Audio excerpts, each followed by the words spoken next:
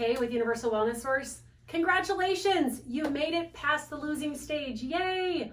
Okay, so what's next? Now is the maintenance stage. So what does the maintenance stage involve? Well, with this, it's so important because you have worked so hard and you've lost this weight and you've made this progress. It's so important to maintain that. So in order to maintain that, we highly suggest that you continue to take just the B12 drops during this phase. This phase is about 5 to 10 days long, okay? Now, this is gonna help you to reset your metabolism. It's also going to help you to reestablish a set point of this body weight in your body, right?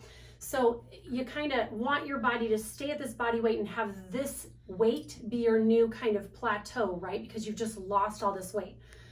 So we don't want you to go back into, increasing calories and just going too crazy. However, for this 5 to 10 days, maintain your diet, take your B12 drops, and then we kind of go one or two ways with this, So we have some people who are like, awesome, I lost the weight, I'm finished, I'm really happy with where I'm at.